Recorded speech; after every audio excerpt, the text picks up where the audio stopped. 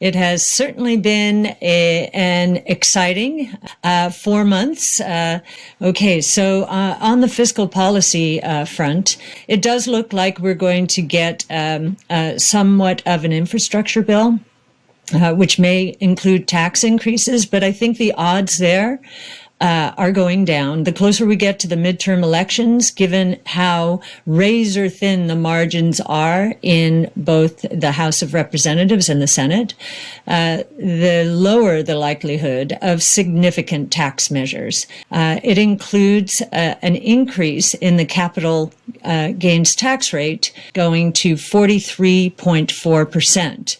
And I believe right now that's 22.8%. And because of that proposal, I think we've seen a lot of the high-flying stocks, the ones with very significant gains during the past year and a half, those, I believe, were hit hard because of that proposal. I doubt we're going to see anything near that rate. We know that the corporate tax rate will probably not go from 21 to 28%. Perhaps it will go to 25%. That seems to be the compromise brewing. And the top tax rate for high-income earners going back to 41.8%. Perhaps that goes through. Now, on monetary policy, the M2 growth rate on a year-over-year basis is 24.2. I think it peaked out at 27%, so the deceleration has begun, but that is still a very rapid rate by historical standards. And because of it, and because the Fed is saying it will continue to err on the side of ease until inflation is above 2% for a sustained period of time. So again, the markets are not expecting much in the way of Fed tightening before late 2022 or early 2023. That inflation expectations have picked up a bit when looking at a 1-year time frame, but looking at a 5 to 10 year time frame, inflation expectations are still in the 2.5, maybe a little north of that percent range. That some of the commodity prices are spiking and breaking out of very, very, very long-term bases, and that lumber prices have tripled, I think, in the last 6 to 9 months, quite dramatically. On the economic indicator front, now we still believe we're in a V-shaped recovery. There will be nothing getting in the way in the short term. In fact, businesses continue to scramble. They cannot keep up with what's going on out there. The employment report was quite weak relative to expectations. So an increase of 266,000 in non-farm employment. The expectation was close to 1 million. So what is going on if businesses are scrambling and can't meet demand? What is going on is if you pay people not to work, they won't work. So the costs are going up to attract labor. We think that's temporary, that when this stimulus package runs out, that will correct.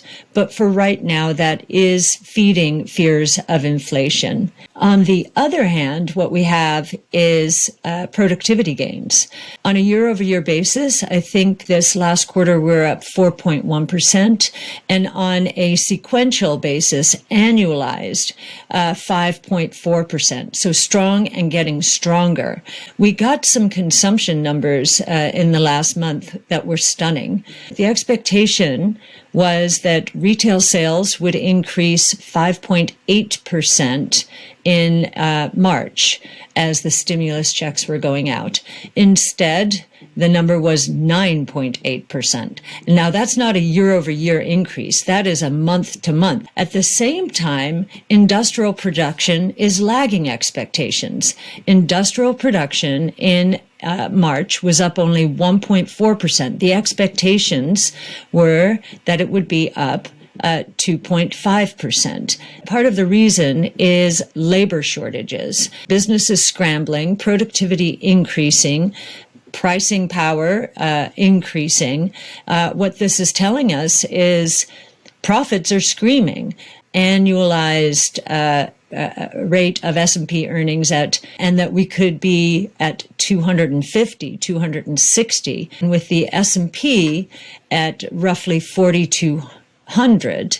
That means we're looking at a multiple of 16 to 17 times, which, given interest rates in the 1.5% range, which is where we are in the 10-year Treasury yield, that is a very modest multiple. We're fascinated to see that the two top performers this year are energy, up 40% year to date, if you can believe that, and financials up 27% year to date. And if you look at innovation type strategies, the kind of hit they've taken here, from the peak in the middle of February, many are down 30 to 35%, which is quite a hit. 他今天没有提币市，比如狗狗币涨了260倍，市值已经相当于宝马和 Coinbase 这两个公司的市值之和。Equity markets have gotten through 3 mini crises in the last 4 months. One was in the first quarter, interest rates, long-term treasury yields, nearly doubled from 90 to 175 basis points. Well, the equity markets took the yield increase as a sign that the cycle was beginning to grab hold and gain even more momentum. And that is true. It has done that. Well, now interest rates have settled down against expectations. I think even today the consensus expectation is long-term interest rates will continue to move up. Commodity prices, you've got copper prices breaking out of, I think this is a 15 to 20 year base that went from, I think it was from 200 to 465. That's the copper price. It has now moved out to 475. And most traders would tell you when any price has spent 15 to 20 years in a base and then resolves to one side, it's usually the beginning of a very big move. Treasury yields have moved back down. And at the same time, the dollar has come down, which is feeding commodity prices. So oil went from $60 near the end of 2006 to $140 throughout 2007 into 2008. At the same time, bond yields were coming down. And I was, again, very, very confused by all of this. I didn't know what to make of it. And it was a very painful period. We could be in another such period. Now, back then, what was happening was the bond market was looking at what was going on in the housing market and how regulators were not too happy at all of the exotic home equity loans. Now, I don't think housing is the issue this time at all. And we don't see the crazy practices around exotic home equity loans, 0% down, nothing like that. Instead, I think the confusion has to do with the bond market looking at now 3 sources of deflation on the horizon. Now, you've heard me talk about 2 of them. There's the good deflation associated with innovation. So DNA sequencing costs for every cumulative doubling in the number of whole human genome sequenced. And we're in very, very early days now. So we're going to see a lot of cumulative doublings. For every cumulative doubling, costs decline 40%. In the battery space, battery pack systems for every cumulative doubling, and we're in very early days of electric vehicles, so we're going to see many cumulative doublings. Those costs drop 28%. And we think that roughly 50% of the S&P 500 is at risk of creative destruction. So we're going to see a lot of that in financial services, energy. So the two sectors that have done best this year, we believe, are two of the most vulnerable sectors.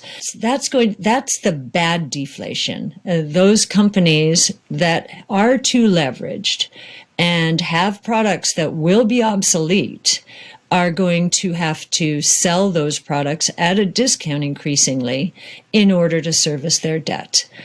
So good deflation on one side associated with an innovation, and bad deflation associated with the creative destruction caused by innovation. The third source of deflation that we believe will take place maybe toward the end of this year, probably more likely next year, is commodity deflation. We believe that there is a lot of double and triple ordering taking place right now, but we do think that inventories will build to a level well above demand sometime next year, and that the unwinding of them will cause an unwinding of commodity prices. And just on that note, I will say the country that has handled this crisis the best in terms of not throwing money at it willy-nilly is China. We have a 5-year time horizon, as do most focused on long-term innovation. In the middle of February, according to our analysis, innovation would deliver a 15% compound annual rate of return over the next 5 years. Nothing has changed except the stock prices have come down. If the return expected at the beginning of all of this was 15%, then the return expected now should be in the 25 to 30% range per year on average during the next 5 years. 很明显 Cathie Wood 在喊大家捞底。这2个多月，他的方舟基金亏了30%左右，损失还是很大的。很显然，他自己也在反思，利率、加税、板块轮动、资金跑去炒币等等都是原因。随便列几个科创股，都在1年的最低点。即使是巴菲特持股2.12%的 Snowflake 也跌到了最低点。今年的股市真的很难做左侧交易，大家还是谨慎点，等右侧信号比较明显了再进场。